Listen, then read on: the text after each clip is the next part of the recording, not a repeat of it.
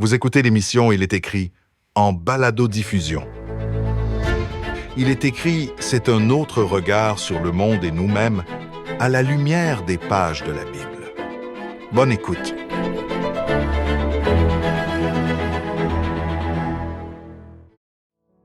Comment comprendre la Bible quand nous la lisons? Vous avez assurément entendu le texte biblique suivant qui nous dit que nous ne devons pas nous juger les uns les autres. Mais avons-nous vraiment bien compris comment interpréter ce texte? Par moments, dans notre étude de la Bible, nous manquons de profondeur et il est possible de passer outre la signification réelle de certains textes. Aujourd'hui, avec notre invité, le Dr Luis Vicuña, nous allons chercher ensemble à mieux comprendre la meilleure façon d'étudier la Bible par l'entremise d'un texte qui est souvent mal compris. J'aimerais vous inviter à demeurer des nôtres.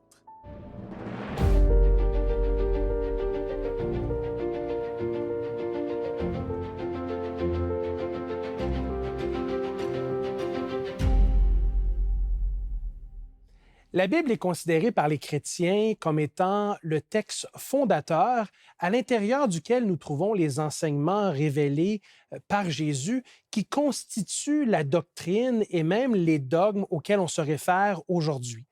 Par contre, par moments, c'est difficile de manipuler avec justesse le texte et on est confronté à des interprétations erronées de certains passages bibliques de part et d'autre. J'ai avec moi aujourd'hui le docteur et pasteur Luis Vicuña, théologien, avec qui nous allons discuter justement de cette question de l'interprétation de certains passages bibliques. Bonjour Luis. Bonjour Patrick. Luis, la Bible est un document qui est quand même assez complexe. D'entrée de jeu, pourrais-tu nous expliquer en quoi par moment ça peut être difficile pour le chrétien d'interpréter avec justesse certains passages de la Bible? La Bible est un livre qui a été écrit il y a très longtemps. Donc, forcément, il y a un déplacement du temps déjà dans la façon de parler, de comprendre les choses. Les gens ne parlaient pas de la même façon à l'époque. Pourtant, la Bible est très facile. Un enfant peut la comprendre. Il y a des choses et des histoires que même on raconte à nos enfants, mais il y a des passages qui sont beaucoup plus compliqués où il faut prendre son temps pour chercher à comprendre vraiment quelle est la signification que le Seigneur nous donne. Alors, il y a un petit peu de tout et il faut prendre son temps parfois pour aller plus en profondeur sur certains textes. Je suis obligé d'admettre que, alors que nous étions en préparation des émissions et que tu m'as soumis un certain nombre de textes bibliques que nous allions discuter lors d'émissions que nous allions faire ensemble, je me suis rendu compte moi-même, malgré, et je le dis sans prétention, une certaine connaissance de la Bible, que, du moins pour un des textes qui avait été soumis, j'avais une mauvaise interprétation et une mauvaise compréhension du texte. Je le dis avec beaucoup d'humilité. Et c'est le texte que nous allons discuter aujourd'hui. Et j'aimerais que tu nous amènes dans ce texte qui est dans l'Évangile de Matthieu, au chapitre 7, le verset 1, si tu aurais la gentillesse de le lire pour le bien de nos auditeurs. Donc, je lis à Matthieu, chapitre 7, le verset 1er qui dit « Ne jugez point afin que vous ne soyez point jugés. » Ça semble être un texte qu'au final, en le lisant au premier degré, on se dit, mais la parole de Dieu est claire. La Bible dit de ne pas juger de peur d'être nous-mêmes jugés. Mais en quoi est-ce qu'une lecture au premier degré peut être dangereuse dans la compréhension de ce texte? Le problème, c'est que j'en ai déjà entendu des gens qui ne sont pas croyants, des fois même, ou des gens qui sont un petit peu sur le bord, là, qui te disent, lorsque je leur dis, mais tu sais, ton comportement, la façon que ce que tu fais, c'est un péché selon la Bible, ils me disent, qui es-tu pour me juger? C'est vrai qu'on vit à une époque postmoderne où chacun fait sa vérité d'une certaine façon, mais nous, en tant que chrétiens, on considère la parole de Dieu, donc la Bible, comme le paramètre qui détermine ce qui est bon, ce qui est vrai, ce qui est juste. Et tout d'un coup, on nous ferme la bouche avec un verset comme celui-là en disant de quoi tu te mêles, quoi, en quelque sorte. Oui, en fait, parce que à la première lecture de ce texte, et dans une société contemporaine, sécularisée, on veut vraiment faire attention de ne pas heurter les sensibilités de notre prochain. Et donc, on pourrait facilement dire qu'on est appelé au non-jugement. Mais à t'écouter parler, il faut faire attention parce qu'il y a une nuance dans l'interprétation de ce texte qui nous permet de le recadrer à l'intérieur de d'autres compréhensions bibliques, surtout en lien avec le péché. C'est ça. Donc, je veux dire, juste si on prend la phrase telle qu'elle, tu ne juges pas afin que tu ne sois pas jugé. Lorsque je lui dis à quelqu'un, et la personne me dit, mais de quoi je me mêle, etc., tu es en train de me juger, la personne est en train de me juger en retour, puisque je lui dis quelque chose. Donc, c'est un cercle vicieux d'une certaine façon, parce qu'on est en train de se juger mutuellement au bout de ligne. D'accord? Mais la question, est-ce que Jésus est contre juger quelque chose? Parce que si on ne peut pas juger, et si quelqu'un, disons, on fait partie des jurys lorsque quelqu'un est condamné à quelque chose, et il faut bien qu'on détermine par notre jugement si cette personne a agi de façon consciente ou pas par rapport à une action qu'il a faite. Et forcément, il faut qu'on juge. On n'est pas ne pas juger. D'ailleurs, dans le même chapitre 7 dans les Matthieu, le verset qui suit, verset 6, il parle des juger si on détermine, c'est un petit peu fort comme texte, qui parle des chiens et des chiens, et il ne pas leur donner des perles, dit-il. Mais comment est-ce qu'on peut faire ça si on ne juge pas? Un petit peu plus loin, toujours dans le même chapitre 7, donc verset 16, etc., on nous parle des par ses fruits, vous les connaîtrez. Comment est-ce qu'on détermine ça si on ne juge pas? Et ainsi de suite. C'est ça, c'est dans le même chapitre.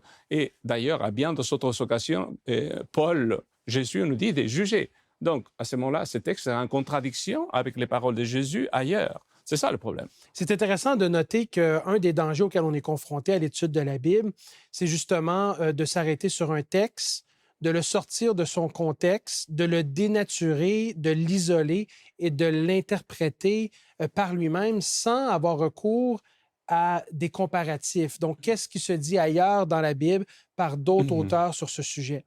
Mais je trouve intéressant aussi l'approche que tu mentionnes de dire, bien, à un moment donné, il faut prendre du recul et il faut aussi avoir un gros bon sens face à ce que nous lisons dans la Bible. C'est ça, parce que, veut ou pas, la Bible s'explique elle-même. Si des fois on trouve un verset qui, en apparence, contradit un autre, il y a quelque chose que je n'ai pas compris. Donc, et avant de dire, mais la Bible s'est contredit, il faut voir de qu'est-ce qu'on parle à chaque fois, parce que des fois, ces contradictions, il y a un texte qui dira, par exemple, c'est le proverbe, ne critique pas un insensé selon sa sagesse, etc. Et l'autre dit, dis-lui quand même, et c'est dans le même verset, hein, carrément. Donc, tu le fais ou tu ne le fais pas? En gros, il te dit, certaines occasions, il faut le faire, et à d'autres occasions, il ne faut pas le faire. Donc, ça veut dire qu'il te donne en réalité le jugement entre deux options, et c'est aussi assez subtil donc, dans la façon que tu dois faire les choses. Et donc, en ce qui concerne les auditeurs qui nous écoutent, et dans le contexte de l'émission, il est écrit, comment devons-nous interpréter ce texte qui, comme je l'ai déjà dit, semble quand même assez clair? Comment faisons-nous pour le décortiquer, le déconstruire, pour lui apposer sa juste interprétation? Voilà, la chose la plus simple, c'est le contexte. Ce contexte, on dit souvent, un texte sans son contexte, c'est seulement un prétexte. D'accord? C'est-à-dire, tu prends un bout de phrase, on peut le faire avec le Premier ministre, on peut le faire avec n'importe qui, un bout de phrase sorti du discours, on peut le faire dire n'importe quoi. C'est facile à jouer avec les mots. Mais donc, il faut considérer la chose à l'intérieur. C'est que ça a été dit, justement, il faut lire la suite. On a lu le verset premier seulement. On ne peut pas se baser juste sur un petit bout de phrase. Il faut faire la suite et savoir de quoi est-ce qu'on parle. Et je trouve ça intéressant comme principe. Donc, dans l'étude de la Bible, c'est important de prendre la Bible dans son ensemble et de ne pas trop s'isoler avec certains textes parce que c'est là qu'on peut avoir des dérapages interprétatifs et même des interprétations qui vont frôler le fanatisme dans la Bible. Tout à fait. Donc, c'est pour ça qu'on a besoin de comprendre le sujet et même le chapitre dans le livre lui-même dans la Bible, parce qu'il y en a plusieurs livres dans la Bible, et ensuite comparer avec le même thème ailleurs dans la parole de Dieu pour avoir une idée générale, complète et juste du sujet en question. Parce qu'autrement, on peut faire dire tout et n'importe quoi à la Bible, comme on le fait avec bien des discours d'autres personnes encore aujourd'hui. Hein. Et donc, en ce qui concerne le texte que nous avons lu dans l'Évangile de Matthieu, chapitre 7, verset 1, comment pouvons-nous arriver à la bonne interprétation?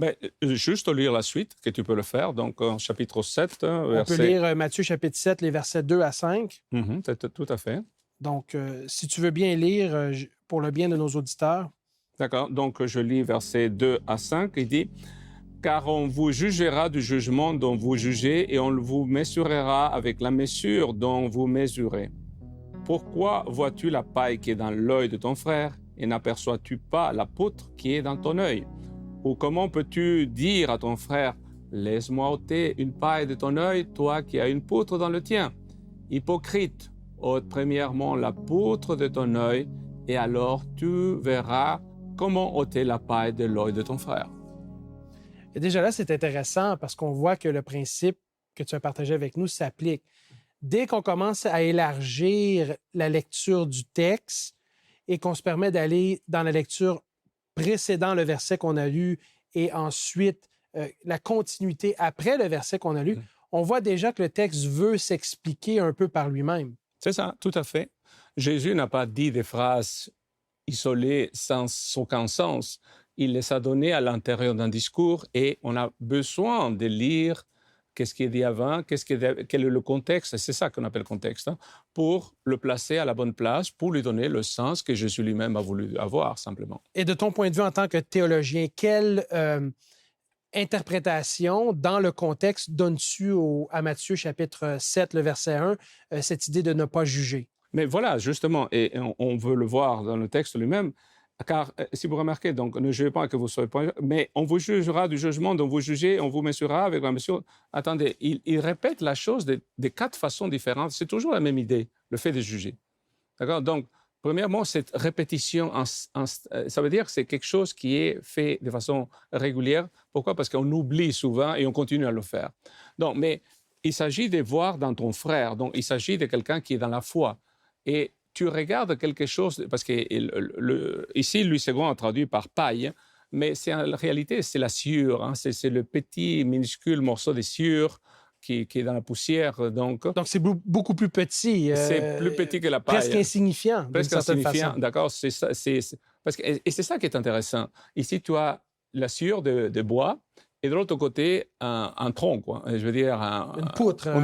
Un gros morceau de bois. Un gros morceau. Donc, c'est toujours la même chose. C'est-à-dire, c'est le même produit, sauf que dans des dimensions totalement disproportionnées, d'une façon de parler. Donc, c'est le même problème, mais toi, tu en as un gros et l'autre est un tout petit, mais tu vois le petit chez l'autre. Et pourquoi tu le vois? Parce que tu as le gros chez toi. Et donc, c'est-à-dire, si tu as le gros problème en toi, de quel droit tu te donnes de juger l'autre, puisque c'est tout petit? Donc, j'ai bien compris, l'idée, c'est pas nécessairement de ne pas juger l'autre, parce qu'on est en droit de porter un jugement sur une action ou un geste que la Bible proscrit. Exact. Que la Bible appelle péché. En fait, c'est une bonne idée. Si quelqu'un est en train de se faire du tort et du mal à soi-même et même aux autres, on est en droit, en tant que chrétien, d'intervenir dans cette situation et de dire, écoute, là, il y a un problème, tu te fais du mal et tu fais du mal aux autres. Mais dans ce contexte ici, corrige-moi si je me trompe, mais c'est plus de dire, avant de chercher à changer ton prochain et à travailler sur son cas, choisis premièrement d'adresser les problématiques dans ta propre vie. C'est ça, parce qu'en quelque sorte, on est tous très bons pour juger autrui. Mais on a du mal à voir le problème chez nous. En gros, ça, c'est la première idée. Oui, pour certains, ça nous vient tout à fait naturellement, sans même exercer une volonté quelconque. On est facile au commérage, la médisance, la critique, le jugement. Et je ne sais pas, il y a beaucoup de gens qui vont aller voir le hockey dans les stades, il juge comment il fait n'importe quoi. Mais lui, il n'est pas capable de faire un quart de ce que fera le champion qui est en train de jouer.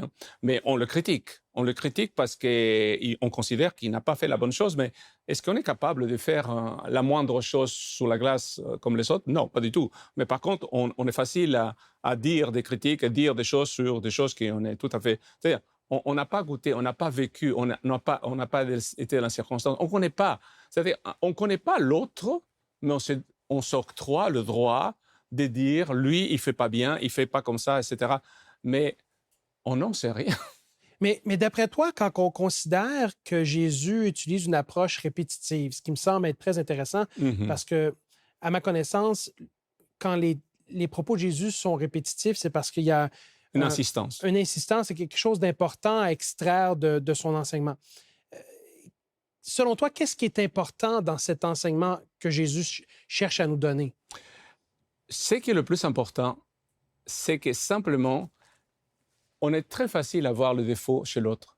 Mais en tant qu'enfant de Dieu, on n'est pas censé insister sur les défauts.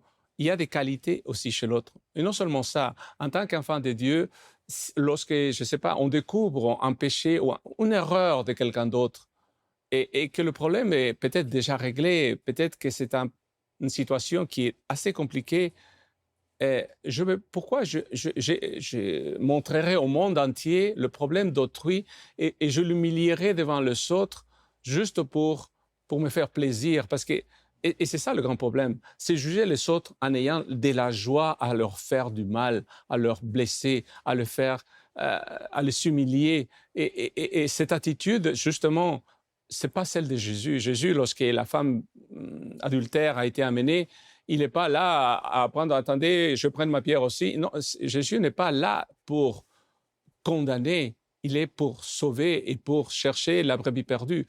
C'est ça l'attitude de Christ et c'est ça l'attitude qu'un enfant de Dieu devrait en avoir. C'est le problème, c'est le manque d'amour, en gros.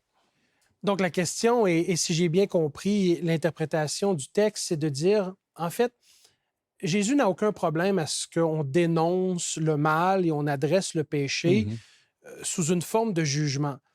Par contre, si nous devons le faire, ça doit être fait dans l'amour, selon les principes bibliques. Mais avant de chercher à corriger autrui, Jésus nous demande de faire attention et de prendre un moment d'introspection pour voir où est-ce que nous-mêmes on se situe par rapport à cet enjeu et peut-être que nous, on a des choses à travailler dans notre vie personnelle. C'est ça, parce que c'est facile, comment dire, bien des artistes, bien des grands personnages du passé ont été jugés dans leur début. Ils ont mal jugés, méprisés, parce qu'on n'a pas vu le potentiel qu'il y avait dans ces personnes-là. Et donc, ces jugements amoindri justement le début de la vie de beaucoup de personnes, parce que ces personnes qui le sont jugées plus tard, ils ont découvert qu'en fait, c'était quelqu'un qui était capable de faire bien des choses, mais ils n'avaient pas vu justement cette étincelle, cette capacité qui était cachée derrière cette personne. On ne peut pas juger une personne pour une erreur qu'il a faite dans le passé. On ne peut pas lui faire revenir à chaque fois dessus et le clouer dessus et le crucifier à cause de ça. Il faut lui donner quand même l'opportunité. Quand Jésus voit ses disciples, il ne voit pas celui qui va le trahir, celui qui va le renier, celui qui va s'enfuir lorsqu'il va être amené à être crucifié. Il voit le potentiel de ce qu'ils peuvent devenir. Donc, c'est un autre regard, c'est le regard du Christ.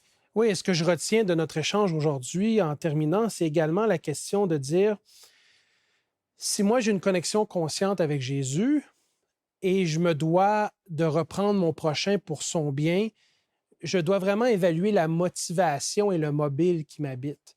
Est-ce que c'est de rabaisser l'autre dans le but de m'élever pour me sentir mieux dans ma peau, ou si vraiment j'ai le désir d'aller vers l'autre pour le reprendre dans le contexte de son bien-être et de le faire avec une certaine délicatesse, un certain doigté qui s'inscrit dans les principes et les enseignements de l'amour de Dieu.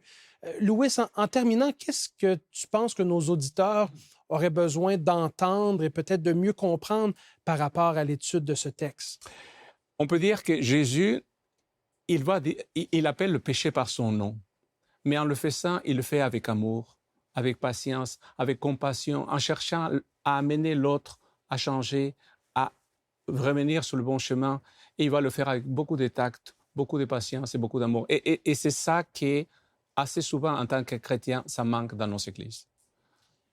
Louis, j'aimerais te remercier d'avoir pris ce moment avec nous pour recadrer ce texte qui, malheureusement, peut être interprété de façon erronée si on ne prend pas le temps de bien l'étudier, de bien le maîtriser. Je te propose de nous conduire en prière pour le bien de nos auditeurs. Seigneur notre Dieu, parfois nous nous trouvons à juger le comportement, la vie d'autres personnes. Puisses-tu, Seigneur, nous aider à voir les autres avec ton regard à toi, à pouvoir, Seigneur, voir le positif dans la vie d'autrui, afin de l'encourager, afin de l'aider, afin de, Seigneur, agir selon ton exemple parfait, toi qui étais l'amour incarné dans ce monde. Et de nous, Seigneur, nous avons besoin de ton esprit et de ta force. Nous t'en prions au nom de Jésus. Amen.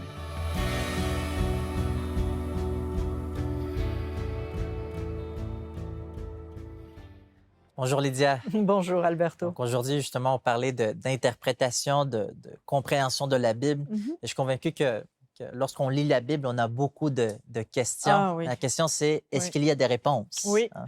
Alors moi, Oui. j'ai le livre où il y a les réponses. Oui, justement, le titre du livre, Oui, il y a des réponses. Et donc, c'est un petit livre vraiment excellent qui est très agréable à lire parce que d'abord, il y a beaucoup d'images. Puis il y a aussi beaucoup d'encadrés pour chacune des questions qui sont posées parce qu'en fait, le livre est conçu avec toutes les questions que les gens se posent, même nous, on se pose, existentielles. Qu'est-ce qu'il y a après la mort? Pourquoi il y a de la souffrance? Tu vois, ce genre de questions-là. Oui. Une question existentielle, fondamentale. Exact. Hein, Donc là, c'est très bien développé et bien expliqué. C'est clair, c'est facile. D'un point de vue biblique, en Oui, plus. d'un donc point de c'est vue très biblique, important. exactement. Donc, l'auteur également il développe cet aspect-là de façon claire et Oui, simple. c'est ça. Comme À tu la le portée de mentionnes. tout le monde, c'est vraiment bien fait. Donc, Donc, il est 20 $ plus les frais de poste. Vous pouvez commander l'offre de la semaine sur notre site Internet ilestécrit.tv ou par téléphone au 514-729-3515 ou encore 1-866-729-3515.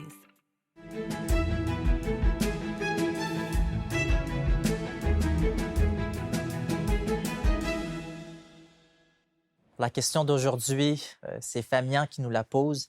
Il veut savoir dans Malachie, le chapitre 4, le verset 6, il dit de qui il est question dans ce verset. OK, alors on va aller lire le verset, puis on va voir ça.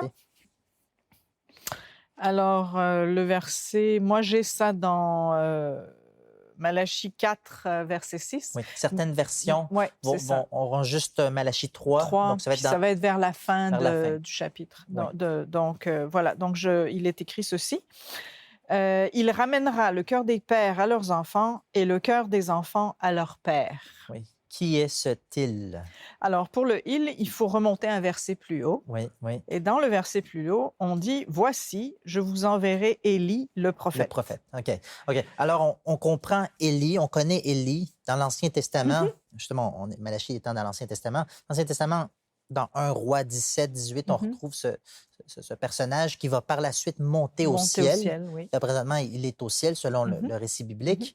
Là, Dieu dit, je vais vous envoyer Élie. Est-ce qu'il va redescendre à cet Élie? Non. En fait, que le texte nous dit? Le Élie dont on parle, c'est en fait trois choses différentes qui représentent la même chose, mais c'est parce que Élie, que tu as mentionné... Historique, l'Élie historique. Oui, le Élie historique qui est monté au ciel, là, lui, il n'était pas tout seul. Il avait quand même des gens qui le suivaient. Ensuite, pourquoi? Parce qu'il annonçait quelque chose. Ensuite, il y a eu Jean-Baptiste, qui lui aussi avait des gens qui le suivaient, parce qu'il a baptisé du monde, etc. Donc, les gens, il a développé tout plein de disciples, si on veut. Et dans le Nouveau Testament, il est reconnu comme Élie. Hein? Oui, aussi. Justement, dans le Nouveau Testament. Puis, donc, il annonçait lui aussi quelque chose. Et puis, le Élie dont on parle ici, c'est le dernier. Donc, justement, ce Élie qui va apparaître avant le jour de l'Éternel. Exact. Justement, qui est mentionné ici, qui est justement le retour de Dieu sur cette terre. Pour les chrétiens, c'est le retour de Jésus sur cette terre. Il y aura un Élie qui va justement préparer la terre, qui va préparer les cœurs des personnes pour accepter, pour recevoir ce Jésus. Donc, finalement, ce Élie-là, c'est le peuple de chrétiens qui, eux, attendent le retour de Jésus et prépare le monde pour ça. Voilà. Et de là, l'expression, ils vont ramener le cœur des pères à leurs enfants et le cœur des enfants à leurs pères, justement pour dire qu'on a un rôle... De réconciliation. Voilà. De nous réconcilier nous-mêmes à Dieu, mais également de pouvoir encourager et inviter d'autres personnes à se réconcilier entre eux, mais aussi avec Dieu. C'est ça. Donc, c'est ce qu'on peut dire à notre ami Fabien. On veut l'encourager, puis encourager à nous poser d'autres questions également. Elles sont tous bienvenus. Merci beaucoup, Lydia. Ça me fait plaisir.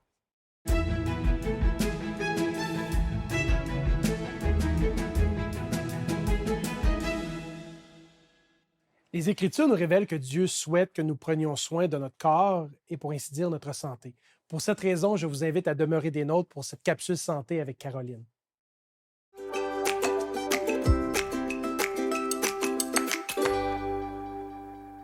On prend en moyenne 12 à 20 respirations par minute. Par contre, ce sont souvent des respirations superficielles. Aujourd'hui, je veux vous parler de la respiration profonde. En fait, des exercices de respiration profonde, des bénéfices que ça peut apporter. Donc, les chercheurs ont démontré que prendre des respirations profondes pendant environ une trentaine de minutes par jour va apporter de nombreux bénéfices, entre autres une détente, une meilleure circulation sanguine, une meilleure digestion, un meilleur sommeil, une meilleure endurance lors de la pratique d'activité physique. Alors, il y a beaucoup de bénéfices et c'est ce que je vais vous expliquer aujourd'hui. Donc, comment on fait ça? C'est très simple. Comme on respire normalement, là, ce qu'on va faire, c'est qu'on va respirer vraiment plus profondément pour aller faire gonfler le thorax et l'abdomen.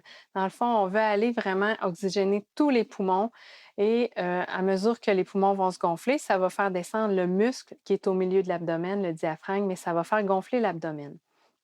L'objectif, c'est vraiment de prendre entre 3 et 6 respirations par minute pendant, comme je vous ai dit, une trentaine de minutes par jour. Donc, saisissez toutes les occasions quand vous êtes assis tranquille à lire, quand vous allez marcher, quand vous êtes dans la voiture, en train de cuisiner.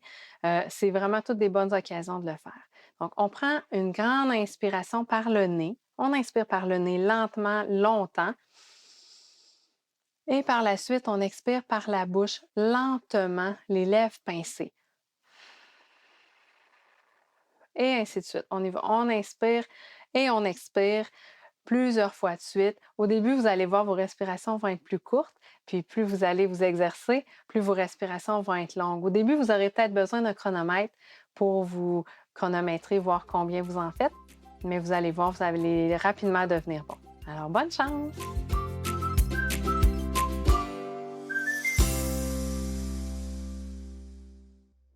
C'est un plaisir pour notre équipe ici à Il est écrit de produire des émissions sur une variété de sujets bibliques qui, nous le souhaitons, vous aideront dans votre croissance spirituelle avec Dieu.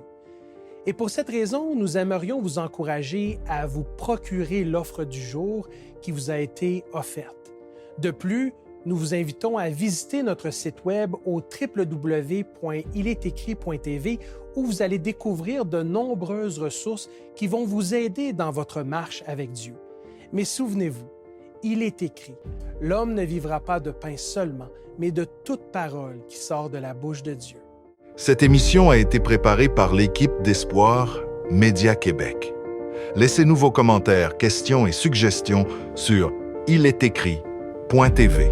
Si vous avez apprécié ce balado, partagez-le.